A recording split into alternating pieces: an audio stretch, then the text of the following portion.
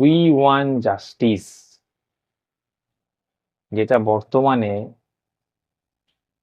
পশ্চিমবঙ্গ তথা ভারতবর্ষে যে কোনো জায়গায় গেলে আপনি শুনতে পারবেন, তিলোত্তমার বিচার চাই। হ্যাঁ, সত্যি আমরা সবাই তিলোত্তমার বিচার চাই। অ্যান্ড বিচারের জন্য আমরা আন্দোলন করছি, আমরা সভা করছি, আমরা মোমবাতি মিছিল করছি।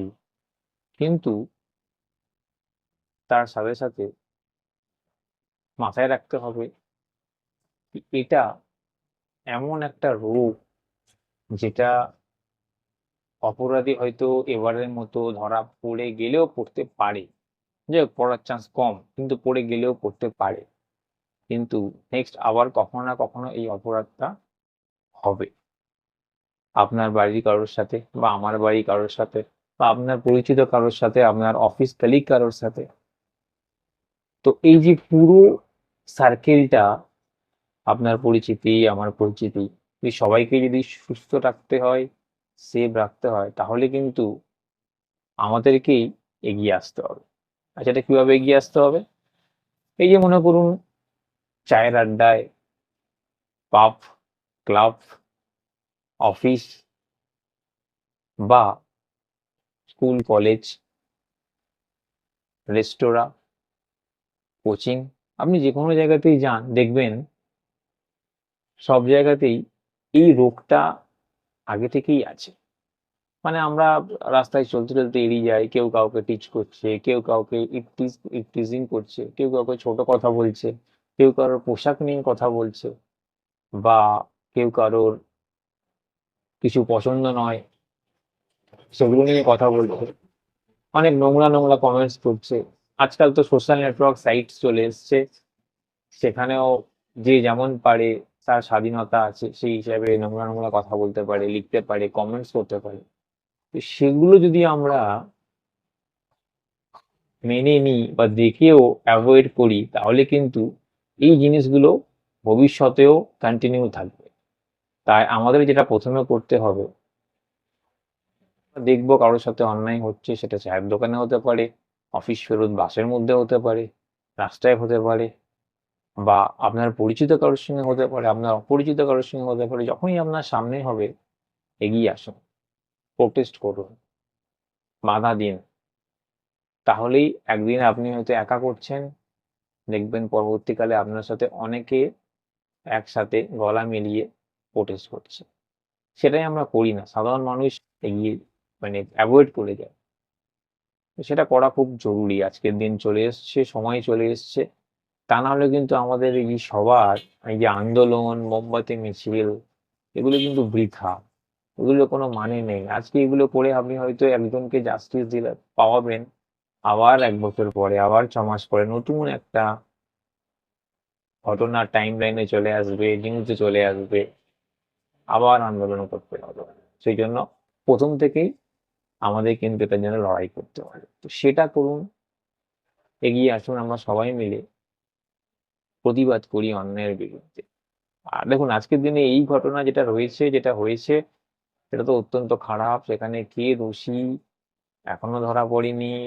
কলকাতা পুলিশ, সিবিআই থেকে শুরু করে সরকার, বিরোধী পক্ষ, বিভিন্ন রং, সবুজ, হলুদ, লাল, নীল, যদি সবকিছু ছেড়ে দিই, আমার একটাই প্রশ্ন, অনেকগুলো দিন চলে গেছে,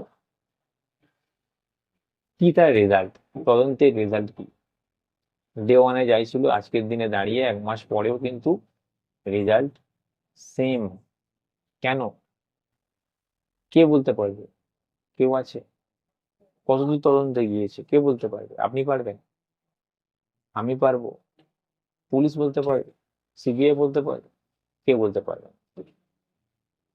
শুধু একটাই জানবেন, তদন্ত চলছে, সরকারও তাই বলছে, প্রত্যেকে তাই বলছে, কিন্তু এতে কিন্তু আলটিমেটলি মেয়েটা বিচার পেল না।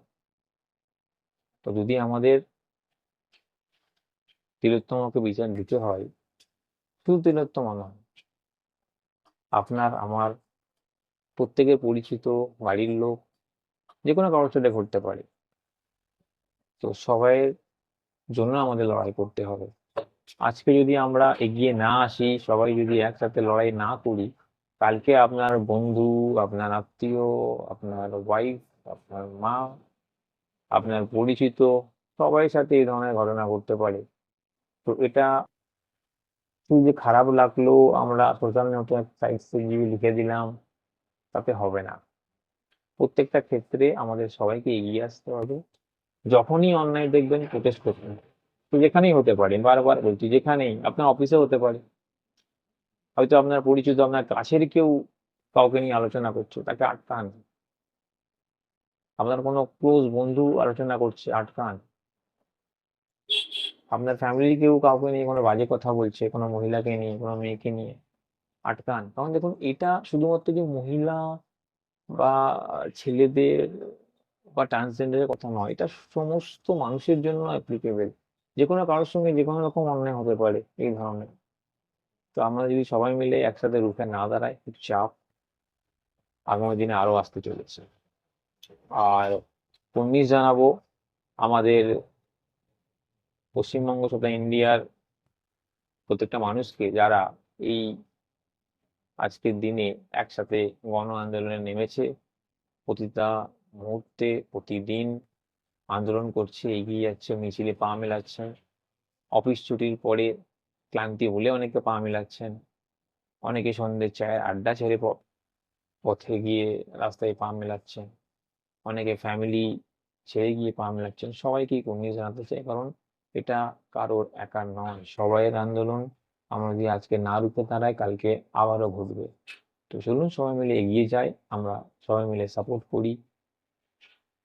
তো আরেকবার বলতে চাইবো, তিলোত্তমার বিচার চাই। তবে এক শ্রেণীর মানুষ, যারা এই আন্দোলনটাকে, এই গণ আন্দোলনটাকে অন্যভাবে উৎসব হিসেবে পালন করছে।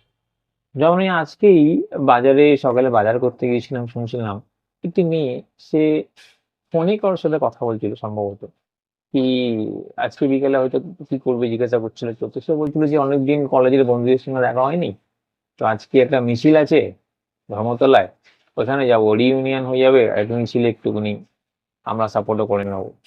তো দেখুন, যদি সাপোর্ট করার হয়, মন থেকে চাই, তাহলেই যান। জোর করে রিইউনিয়ন করার জন্য বা এই 100 মিটার হেঁটে একটা সেলফি তুলে নেওয়ার জন্য, একটা রিলস করার জন্য মিছিলে গিয়ে লাভ নেই। তো ওরকম সাপোর্ট করার থেকে না করাই ভালো। এটা খুব হাস্যকর জিনিস। তেমনই আমি সবার কথা বলছি না, কিন্তু কিছু পার্সেন্টেজ মানুষ আছে যারা এটাকে এইভাবে ব্যবহার করছে। এইভাবে করবেন না, কারণ আপনার কাছে হতে পারে, আপনার কাছে টাইম রয়েছে, বিকেলটা টাইম স্পেন্ড করার জন্য যাচ্ছেন, তো সেটা উচিত নয়। কারণ আমরা সবাই জানি কি, আমরা ডক্টরকে ভগবান বলি। তো একটা ডক্টরের সাথে এটা হওয়া মানে ভগবানের সাথে। তো আর কয়েকদিন পরে, অ্যাপ্রক্স 37-38 ডেজ পরে কলকাতায় দুর্গাপুজো আসতে চলেছে। তো আস্তে আস্তে অলরেডি এর যে ক্রেজ, সেটা কমে যাচ্ছে। এই ঘটনার অলরেডি অনেকটা ইম্পর্টেন্স কমে যাচ্ছে। আগের মতো এর এক্সপোজারও নেই, দিনে দিনে কমে আসছে। সেখানে খুব সিরিয়াস হতে যদি আমরা এই আন্দোলনটাকে না চালিয়ে যাই, সাপোর্ট করি, আমরা সবাই যদি পথে না নামি, এটা কিন্তু বিচার পাবে না। আর সব কেসের মতো, আগের মতো যে কেসগুলো, পূর্বে অনেক কেস এরকম হয়েছে, সেখানেও কিন্তু কিছুদিন আন্দোলন হওয়ার পরে বন্ধ হয়ে গেছে, কেসটা চাপা পড়ে গেছে। সেই কেস আমরা তখনই শুনি যখন নতুন কিছু হয়, তখনই আবার আমরা টিভির পর্দায় সন্ধ্যেবেলা শুনি, সেটা নিয়ে আলোচনা হয়। তো এটাও সেই কেসের মধ্যেই ঢুকে যাবে যদি আমরা এখনই এই ধরনের চিন্তা ভাবনা মাথা থেকে না সরাই। তো এটা কিন্তু সমস্যা তৈরি হবে। তো সবাই মিলে এগিয়ে আসতে হবে, সাপোর্ট করতে হবে। আর একটা জিনিস না বললে নয়, আমরা বাঙালি তো খুব আবেগপ্রবণ। তো আমরা আবেগের বশে আন্দোলন করতে গিয়ে, আমরা একটা নারীর জন্য আন্দোলন করতে গিয়ে, নারীদের জন্য আন্দোলন করতে গিয়ে আমরা অনেক ক্ষেত্রে এমন কিছু কথা বলে দিচ্ছি কারোর উপরে রেগে, সেখানে কিন্তু আবার নারীদেরকে ছোট করে দিচ্ছি। এবং যার ইচ্ছা নেই তাকে আপনি বললে, ট্রল করলে হয়তো সে যাবে, মন থেকে তো সে আন্দোলনে যাচ্ছে না। সে হয়তো বাঁচার জন্য যাবে, কি তাকে অনেক ট্রল হচ্ছে, তাকে অনেকে বলছে, সেই জন্য সে আন্দোলনে যাচ্ছে। তো যার ইচ্ছা হয় তাকে যেতে দিন, যার ইচ্ছা নয় জোর করে বলে লাভ নেই। সেক্ষেত্রে নিজের যে মুখের ভাষা সেটা সংযত করুন, সংযত রাখুন, সংযত হন, সেটাই বেটার। কারণ জোর করে আন্দোলনে কাউকে সামিল করানো যাবে না।